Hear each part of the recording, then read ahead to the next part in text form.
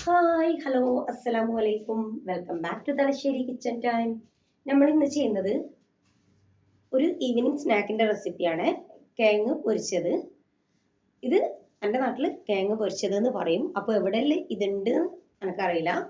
അതുപോലെ അത് ഉണ്ടെങ്കിൽ തന്നെ ചിലപ്പോൾ പേരിൽ ചിലപ്പോൾ ചേഞ്ചസ് ഉണ്ടാവും. നമ്മളിവിടെ കിഴങ്ങ് പൊരിച്ചത് എന്നാട്ടാ പറയല്. അപ്പോൾ കിഴങ്ങ് പൊരിച്ചത് എങ്ങനെ ചെയ്യുന്നതെന്ന് നോക്കാം. അതിന് വേണ്ടിയിട്ടാ ഒരു പാത്രം എടുത്തിട്ടുണ്ട്.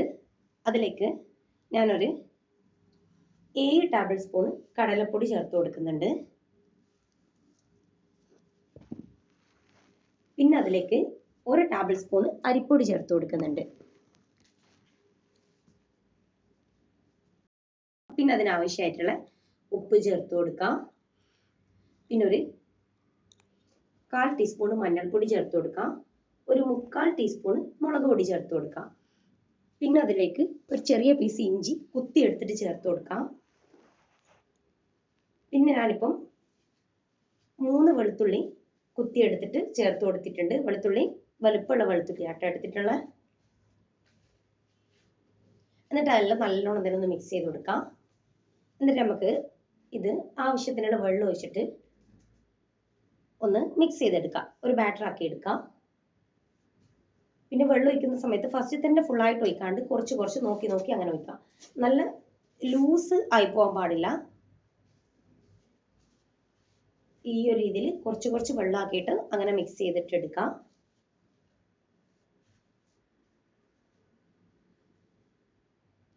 ഇനി നമുക്കിതിലേക്ക് കുറച്ച് കറിവേപ്പില ചേർത്ത് കൊടുക്കാം.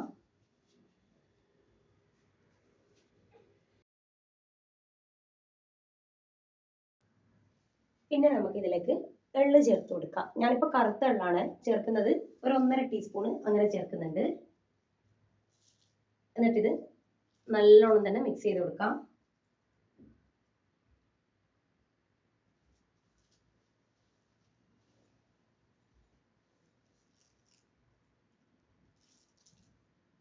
പിന്നെ നമുക്കിതിലേക്ക് കായത്തിന്റെ പൊടി ചേർത്ത് കൊടുക്കാം. കായത്തിന്റെ പൊടി ചേർക്കുന്ന സമയത്ത് അധികം ആണ്ട് നോക്കാം, കുറച്ച് തന്നെ നോക്കിയിട്ട് അങ്ങനെ ചേർക്കാം.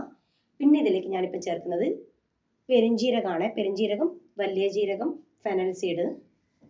അപ്പം അത് ഒന്ന് ജസ്റ്റ് ഒന്ന് കുത്തി എടുത്തിട്ടാണ് ചേർത്ത് കൊടുത്ത, പൊടിയല്ല, ജസ്റ്റ് ഒന്ന് കുത്തി എടുത്തിട്ട് ചേർത്ത് കൊടുത്തിട്ടുണ്ട്. എന്നിട്ട് അത് നല്ലോണം തന്നെ മിക്സ് ചെയ്ത് കൊടുക്കാം.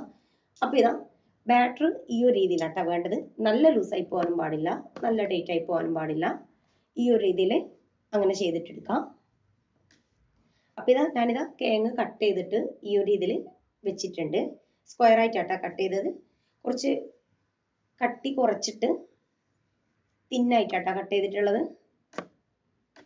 അങ്ങനെ നമുക്ക് കട്ട് ചെയ്തിട്ടെടുക്കാം.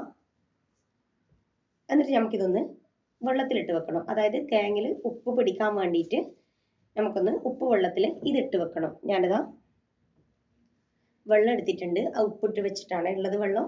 അതിലേക്ക് നമുക്ക് ഈ കിഴങ്ങ് ഇട്ട് കൊടുക്കാം.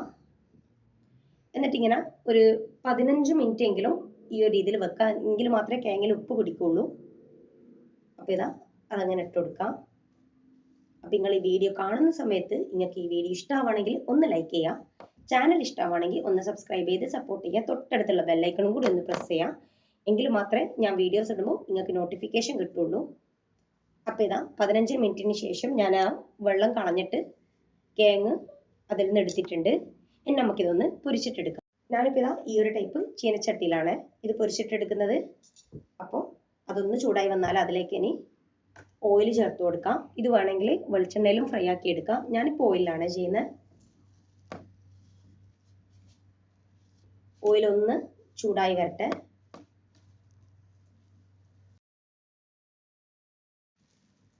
ഓയിൽ ഒന്ന് ചൂടായി വന്നു കഴിഞ്ഞാൽ നമുക്കിനി നമ്മൾ നേരത്തെ റെഡിയാക്കി വെച്ച് ആ കിഴങ്ങ് ഈ ബാറ്ററിൽ ഒന്ന് കോട്ട് ചെയ്തിട്ട് ഇതിലേക്ക് ഇട്ട് കൊടുക്കാം. അപ്പോൾ ഇതാ ബാറ്റർ ഈ ഒരു ലെവലിൽ തന്നെ വേണേ. നന്നായി ലൂസായി പോയി കഴിഞ്ഞാൽ പിന്നെ നമ്മൾ ആ കിഴങ്ങ് മുക്കി കഴിഞ്ഞാൽ കിഴങ്ങിൽ അത് പിടിക്കൂല, അത് ഒലിച്ചങ്ങ് പോവും. അതുകൊണ്ട് ഈ ഒരു രീതിയിൽ നല്ല ലൂസും അല്ല നല്ല ടൈറ്റും അല്ലാത്ത രീതിയിൽ ചെയ്തിട്ടെടുക്കാം.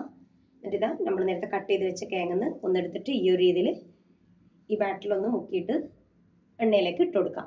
പിന്നെ ഇത് ഫ്രൈ ആക്കുന്ന സമയത്ത് ഫ്ലെയിം ലോ ടു മീഡിയം ആ ഒരു ലെവലിൽ കൊണ്ടുപോകാം. ഹൈ ഫ്ലെയിമിൽ ഇട്ട് കഴിഞ്ഞാൽ പിന്നെ കിഴങ്ങ് തീരെ വേവൂല. അതുകൊണ്ട് ലോ ടു മീഡിയം ആ ഒരു രീതിയിൽ കൊണ്ടുപോകാം.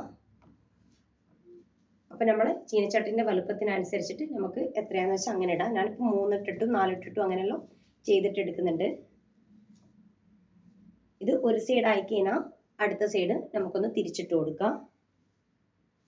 അങ്ങനെ 2 സൈഡ് നമുക്കിതൊന്ന് പൊരിച്ചിട്ടെടുക്കാം. ഇത് എൻ്റെ നാട്ടിലെല്ലാം വൈകുന്നേരത്തെ ചായക്ക് തട്ടുകടയിലെല്ലാം ഉണ്ടാകുന്ന ഒരു ഐറ്റം ആട്ടാ. ഞാൻ മുമ്പേ കോഴിക്കാലിൻ്റെ റെസിപ്പി ചെയ്തിട്ടുണ്ട്. അപ്പോൾ കോഴിക്കാലും ഇതും എന്തായാലും ഒന്നിച്ചിട്ടുണ്ടാകുന്ന ഒരു ഐറ്റം. അൽസ ബിരിയാണി പോലെ കോഴിക്കാലും കിഴങ്ങ് പൊരിച്ചതും ഒന്നിച്ചിട്ടാണ് ഉണ്ടാവുക.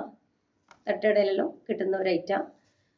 അപ്പോൾ ഈ രണ്ടിൻ്റെയും ബാറ്റർ, കോഴിക്കാലിൻ്റെയും ഈ കിഴങ്ങ് പൊരിച്ചതിൻ്റെയും ബാറ്റർ ഏകദേശം സെയിമാ. ചെറിയൊരു ചേഞ്ച് ഉണ്ടെന്നേ ഉള്ളൂ. പക്ഷേങ്കിൽ ടേസ്റ്റ് നല്ല ചേഞ്ച് ഉണ്ട്. അപ്പം കോഴിക്കാലിൻ്റെ വീഡിയോ കാണാത്തവരുണ്ടെങ്കിൽ ഒന്ന് കണ്ടു നോക്കാം. അതും ഒന്ന് ട്രൈ ചെയ്ത് നോക്കാം. നമ്മളെ കിഴങ്ങ് പൊരിച്ചത് റെഡി ആയിട്ടുണ്ട്. അപ്പോൾ ഇതെന്തായാലും ഒന്ന് ട്രൈ ചെയ്ത് നോക്കാം. ഫീഡ്ബാക്ക് പറയാം. പിന്നെ ഈ വീഡിയോ ഹെൽപ്പ് ആവും എന്നുള്ളവർക്കൊന്ന് ഷെയർ ചെയ്ത് കൊടുക്കാം. അപ്പോൾ ഇൻഷാ അല്ലാഹ് വേറെ വീഡിയോ ആയിട്ട് കാണാം.